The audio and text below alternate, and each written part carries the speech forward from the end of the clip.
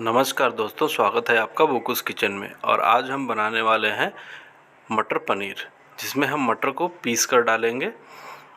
और अगर ये वीडियो आपको अच्छी लगे फ्रेंड्स, तो लाइक शेयर एंड सब्सक्राइब ज़रूर करें और बेल आइकन को दबाना बिल्कुल ना भूलें, ताकि हमारे आने वाली नई वीडियोज़ की नोटिफिकेशंस आप तक सबसे पहले पहुँचे।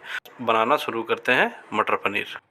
तो सबसे पहले हम देख लेते हैं मटर पनीर बनाने के लिए सभी आवश्यक सामग्री।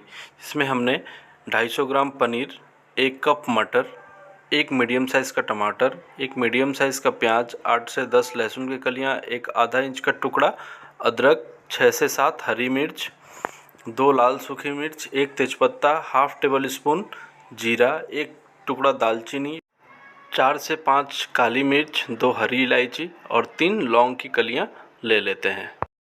पिसे हुए मसालों में हाफ टी स्पून हल्दी powder, half teaspoon Kashmiri लाल मिर्च, हाफ टी स्पून नमक, 1/4 टीस्पून गरम मसाला, 1 टीस्पून धनिया पाउडर, 1 टीस्पून जीरा पाउडर।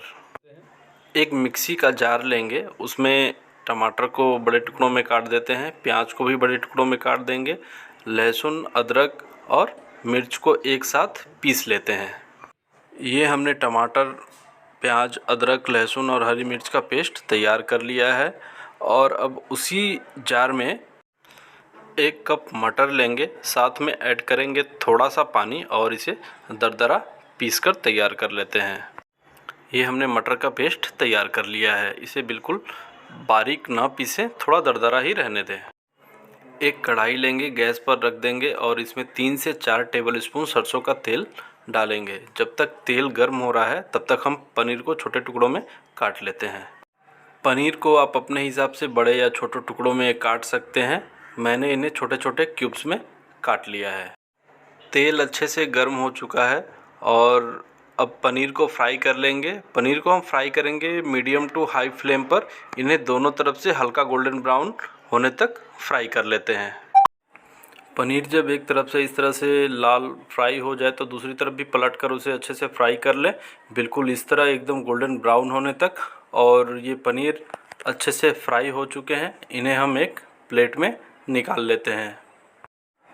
अब हम पनीर को सॉल्टेड वाटर में डुबाकर रख देंगे। इस बाउल में हमने लगभग 250 ml पानी और 1 टीस्पून नमक अच्छे से घोल लिया है और इस पानी में पनीर को अच्छे से भिगोकर रख दें। इससे पनीर बहुत ही सॉफ्ट बना रहेगा, फ्राई करने के बाद भी ये चीवी नहीं होगा। पनीर फ्राई करने के बाद उसी कढ़ाई में जो तेल बच गए हैं उनमें अब कुछ खड़े गरम मसाले और जीरा डालकर 8 से 10 सेकंड तक सौटे कर लेंगे। खड़े मसाले अच्छे से चटक चुके हैं। अब साथ में ऐड कर देंगे 1 तेज़पत्ता और 2 सूखी लाल मिर्च। इन्हें भी 2 से 3 सेकंड तक फ्राई कर लेंगे। अब ऐड कर देंगे टमाटर, प्याज, अदरक, लहसुन और हरी मिर्च का पेस्ट। इन्हें भी 3 से 4 मिनट तक पकाएंगे। साथ में ऐड कर देंगे थोड़ा सा नमक। अब इन्हें मीडियम टू हाई फ्लेम पर चलाते हुए 3 से 4 मिनट तक फ्राई करेंगे। अब इनसे तेल अलग होने लगे हैं। साथ ही इसमें डालेंगे थोड़ा सा पानी और पिसे हुए सारे मसाले। इन्हें अच्छे से मिक्स करेंगे और मीडियम फ्लेम पर चलाते हुए इन्हें फ्राई करेंगे जब तक कि इनमें से तेल अलग ना होने लगे। मसाले अच्छे से फ्राई हो चुके हैं, इनमें से अब तेल अलग होने लगे हैं। अब इनमें हम अपने पिसे हुए मटर का पेस्ट डाल देंगे। जार में थोड़ा सा पानी लेंगे और उनमें जो मटर का पेस्ट लगा हुआ था उसे धोकर हम कढ़ाई में डाल लेंगे। अब इन्हें अच्छे से मिक्स करते हुए मसालों में चलाते हुए 4 से 5 मिनट तक फ्राई करेंगे। इसमें हाफ टी स्पून काश्मीरी लाल मिर्च और ऐड कर लेंगे। इन्हें मीडियम फ्लेम पर फ्राई करते हुए 4 से 5 मिनट हो चुके हैं और अब इनसे तेल भी अलग होने लगा है। अब इसमें एक ग्रेवी के लिए अपने हिसाब से पानी डाल लें। मैंने इसमें 1.5 कप पानी डाला है। इसे अच्छे से मिक्स करेंगे और ढककर 5 से 7 मिनट तक इन्हें पका लेंगे। इन्हें ढककर पकाते हुए 5 से 7 मिनट हो चुके हैं। अब हम ढक्कन हटाकर देख लेते हैं।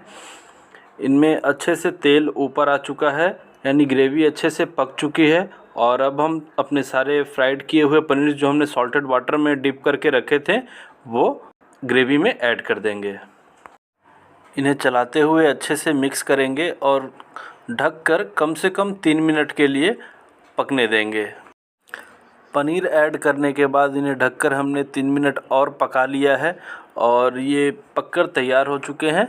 इन्हें एक बाउल में ट्रांसफ़र कर लेते हैं। अब इन्हें गार्निश करेंगे थोड़ी सी हरा धनिया पत्ती के साथ और पिसे हुए मटर पनीर बनकर तैयार है। अब इसे गर्मा गर्म रोटी चावल के साथ परोसें। ये खाने में बहुत ही मज़ेदार है फ्रेंड्स, बहुत ही मज़ेदार, बहुत ही स्वादिष्ट। रेसिपी अगर अच्छी लगी हो फ्रेंड्स तो चैनल को ज़रूर से ज़रूर सब्सक्राइब कर लें। Thank you.